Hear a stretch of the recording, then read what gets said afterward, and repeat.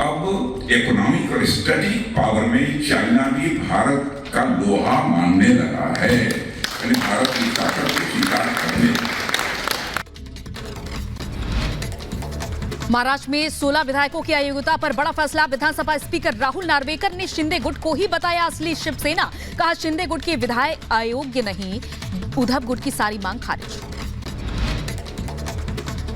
महाराष्ट्र में उद्धव गुट की बड़ी हार। अयोग्यता पर स्पीकर के फैसले के बाद शिंदे गुट में जश्न। महाराष्ट्र के सीएम बने रहेंगे एकनाथ शिंदे।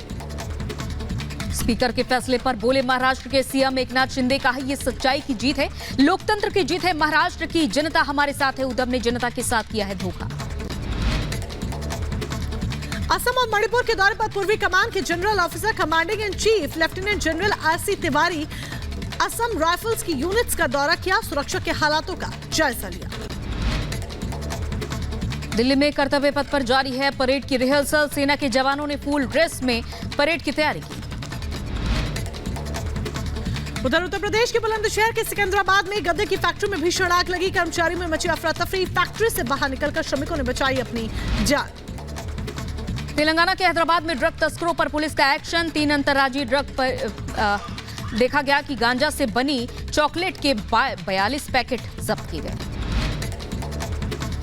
उत्तर प्रदेश के कासगंज में पुलिस पर हमले के 2 इनामी बदमाश मुठभेड़ में गिरफ्तार। दोनों बदमाशों पर 25-25 हजार का था इनाम। ग्रेटर नोएडा में कुख्यात बदमाश पुलिस ने गिरफ्तार किए। बुलेट प्रूफ कार और हथियार के साथ गिरफ्तार किया गया। मुजफ्फरनगर पुलिस का अवैध शराब पर एक्शन जारी। पुलिस ने चेकिंग के दौरान 2 शातिर शराब तस्करों को अरेस्ट किया। भारी मात्रा में शराब हुई बरामद। यूपी के शाहजहांपुर में करोड़ों की अफीम के साथ 2 शातिर तस्कर गिरफ्तार। पकड़ी गई नशे की खेप की कीमत बाजार में करीब 1 करोड़ रुपए तक। उधर उत्तर प्रदेश के सीतापुर में पुलिस को एक बड़ी कामयाबी हाथ लगी। पेट्रोल पंप के फर्जी लाइसेंस बनाने वाले 2 अभियुक्त गिरफ्तार हुए। यूपी के बुलंदशहर में ईडी ने पकड़ा 100 करोड़ की जमीन के घोटाले का आरोपी। भूमाफिया सुधीर गोयल के 11 करीबियों के ठिकानों पर हुई थी रेड।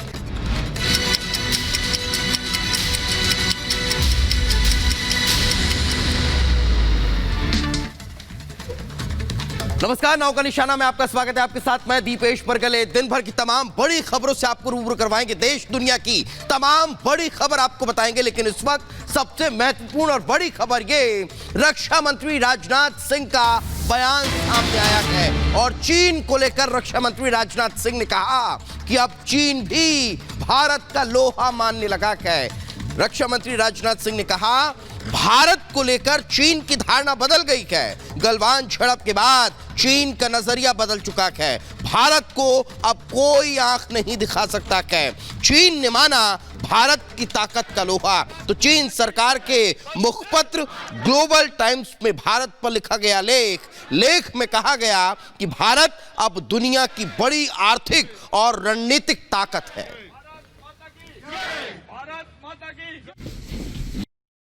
चाइना गवर्नमेंट भी ये मानती है कि भारत में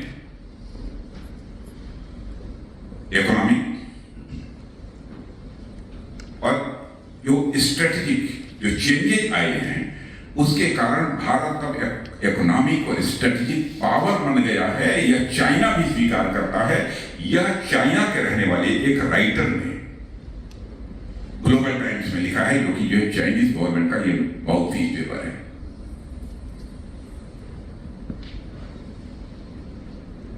अब दुनिया जानती है सच्चाई को कि चाइना को के बारे में यह धारणा है। वैसे हम किसी को अपना अपोनेंट नहीं मानते हैं, कोई किसी को अपना दुश्मन नहीं मानते हैं, लेकिन सारी दुनिया मानती है कि भारत और चाइना के रिलेशंस ठीक नहीं है। लेकिन हम तो सबके साथ ठीक करना चाहते हैं।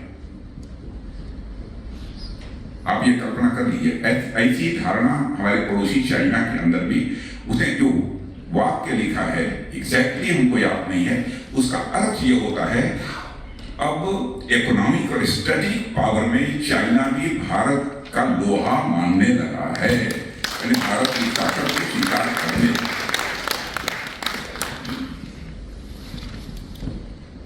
यह भारत के बारे में धारणा बनी है।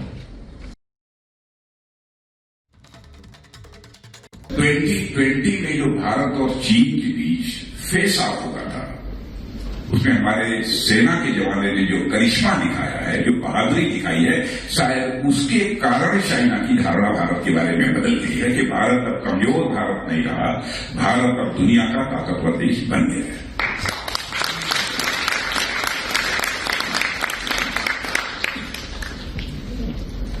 वैसा नहीं कि भारत को आंख दिखाकर जो चाहे सभी करते।